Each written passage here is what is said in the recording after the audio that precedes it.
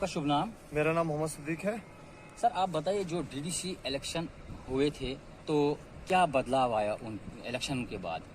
सबसे पहले मैं आपके चैनलों का शुक्रिया अदा करता हूं, क्योंकि ये चैनल जो है यहाँ के एक मशहूर व मारूफ चैनल हैं। और दूसरा ये चीज़ कि यहाँ की जो ग्राउंड लेवल की रिपोर्ट होती है, ज़मीनी सतह की रिपोर्ट है, इसको मंजर आम पे लाने की हर वक्त कोशिश करते हैं। तो मैं तहे दिल से आपका भी शुक्रिया अदा करता हूँ और आपके चैनलों का भी शुक्रिया अदा करता हूँ।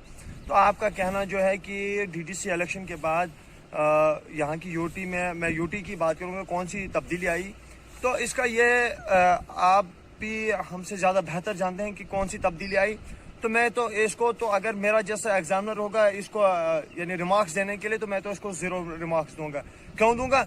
क्योंकि 3 माह गुजर गए, अभी तक हमने कोई भी ऐसा बयान नहीं देखा, कोई भी ऐसी बयानबाजी नहीं देखी जिस पे सरकार को या को आड़े हाथों लिया हो, चाहे वो यहाँ के रेट्स हों, चाहे यहाँ के बाकी चीज़ें हों। तो ये तो मैं तो कुछ दिनों से ये देख रहा हूँ कि हमारे जो यानी जो यहाँ से हमने काउंसलर बनाकर भेजे थे, वो सिर्फ जम्मू धरना पे बैठे हैं अपनी सैलरी के पीछे, अपने प्रोटोकॉल के पीछे। उनका प्रोटोकॉल तो यहाँ पे लोग थे।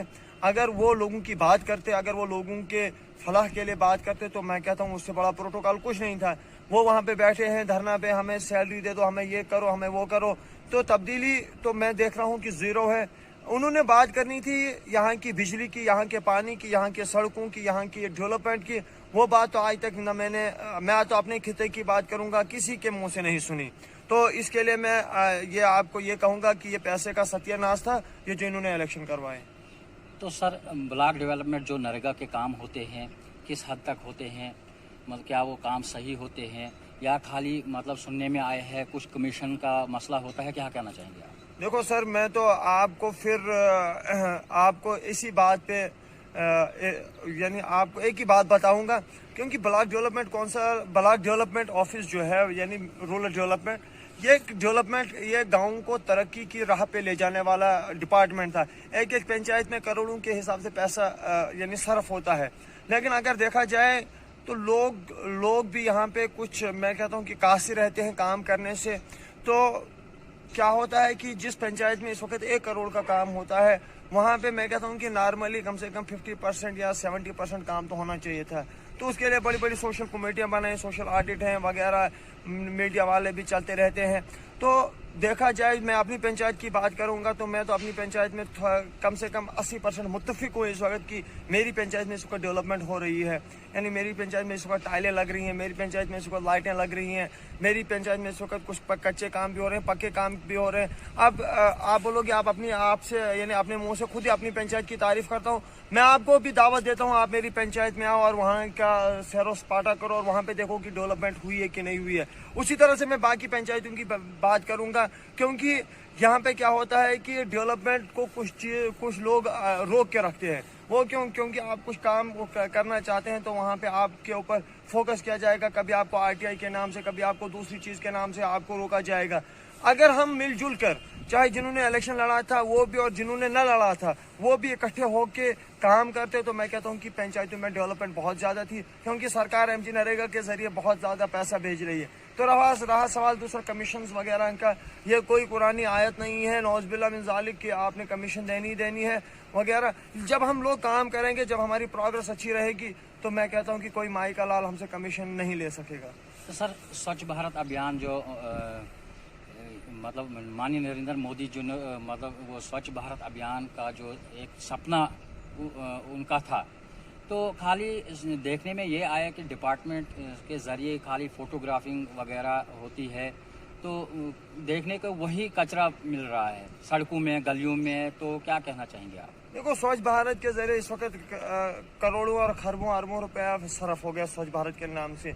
वो सारा पैसा ज़ाया हुआ लोगों ने। मैं तो पहले आपको एक बात बोलूँगा कि लोगों ने 12-12 हज़ार रुपया यहाँ से ब्लॉक ऑफिस से निकाला अपने घरों में शौचालय बनाने के लिए, लेकिन आज भी वो लोग बाहरी शौचालय वगैरह करते हैं, यानी घर में उन्होंने कोई बनाया, वो पैसा उन्होंने हजम किया, खाया पिया वगैरह, तो वो भी उन्होंने ज़ाया किया। दूसरी बात, आपने देखा कि میں کہتا ہوں کہ فوٹوگرافی اور ایڈورٹائزمنٹ سے بہتر ہے کہ خود میدان میں آنا ہے اور خود صاف صفائی وغیرہ کرنی ہے. تو آپ دیکھو گے جب میں خود اپنی جگہ پہ صاف صفائی رکھوں گا, اپنے علاقے کو صاف رکھوں گا, اپنے محلے کو صاف کروں گا, تو دوسرا محلہ دار بھی صاف رہے گا. اس کے لیے ایڈورٹائزمنٹ کی کوئی ضرورت نہیں, کیونکہ یہ ریاکاری میں جاتا ہے سارا کچھ. سر کئی سارے لوگ ایسے ہیں جن کو IAY کیسز نہیں ملے ہیں, کچھ حضرات ایسے ہیں جن کو 2 بار بھی مل چکے ہیں, تو اس کے بارے میں آپ کیا کہنا چاہیں گے؟